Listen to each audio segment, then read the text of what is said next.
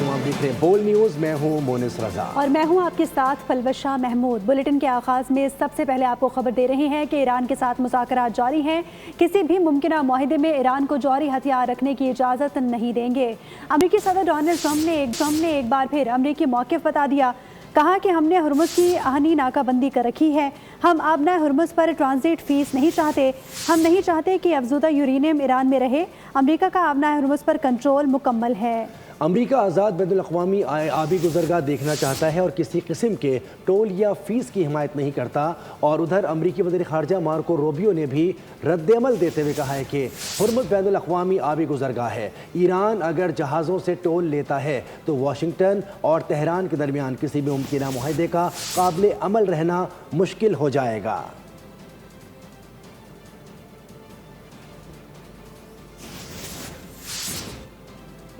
ایران نے امریکہ کی جانب سے نئی جنگ بندی تجاویز ملنے کی تصدیق کر دی ہے۔ اسماعیل بقائی کی پیغام رسانی میں پاکستان کے کردار کی تعریف۔ ایرانی میڈیا کے مطابق ایران امریکہ کے بھیجے گئے پیغام کا جواب دینے کے لیے کام کر رہا ہے۔ ادھر امریکی میڈیا نے دعویٰ کیا کہ ایران 6 ہفتوں کی جنگ بندی کے دوران ڈرونز کی محدود پیداوار دوبارہ شروع کر چکا ہے۔ ایران امریکہ مستقل جنگ بندی معاہدہ کا امکان، دونوں اطراف سے نئی تجویز کا تبادلہ۔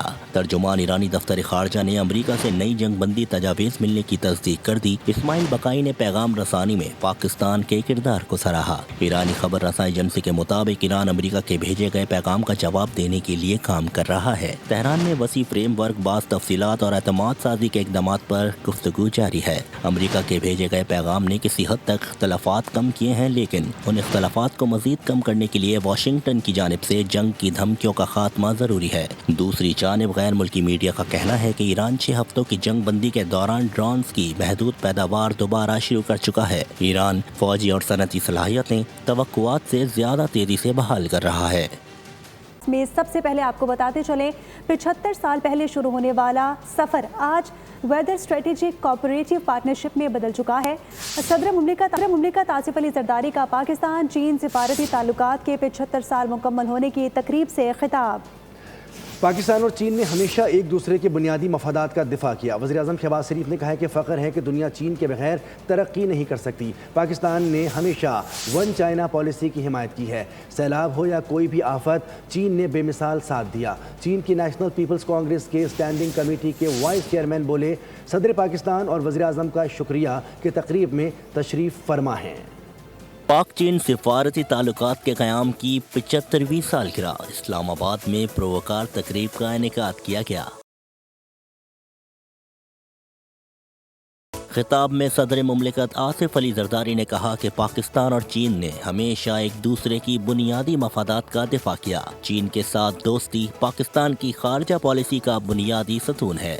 Friendship with China is the cornerstone of Pakistan's foreign policy, which enjoys total public, political, institutional support in Pakistan.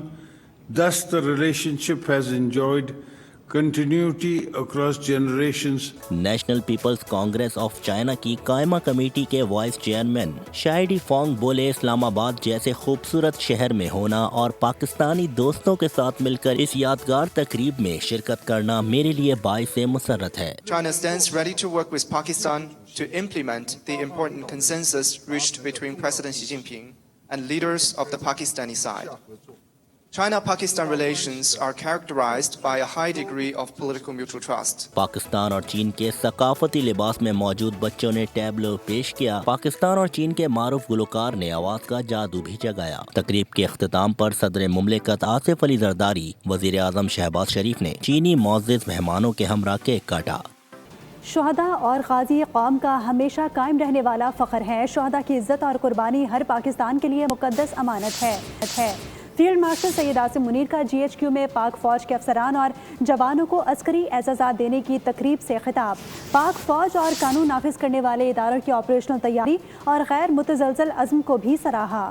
پائیدار امن و استحکام کے حصول تک دہشت گردی کے خلاف جنگ پورے قومی عزم کے ساتھ جاری رہے گی۔ فیلڈ مارشل سید عاصم منیر کا امن دشمنوں کو دو ٹوک پیغام۔ چیف آف ڈیفنس فورسز نے GHQ میں منعقدہ تقریب میں بطور مہمان خصوصی شرکت کی۔ پاک فوج کے افسران اور جوانوں کو عسکری خدمات اور بہادری کے اطراف میں में एजाज़ात से नवाजा गया। शोहदा को खराज अकीदत और गाजियों को खराज तहसीन पेश किया गया। फील्ड मार्शल सैयद आसिम मुनीर ने खिताब में कहा कि शोहदा और गाजी कौम का लाजवाल फख्र है। बहादुर जवानों की कुर्बानी हर पाकिस्तानी के लिए मुकद्दस अमानत है। वतन अजीज का अमन और सलामती इन्हीं की अजीम कुर्बानी और फर्ज से बेलौस वाबस्तगी का नतीजा है। उन्होंने शोहदा के खानदानों की इस्तकामत और वतन से मोहब्बत को भी सराहा। ISPR के मुताबिक तकरीब के दौरान 50 सितारा इम्तियाज मिलिट्री और 12 तमगा बसालत अता किए गए।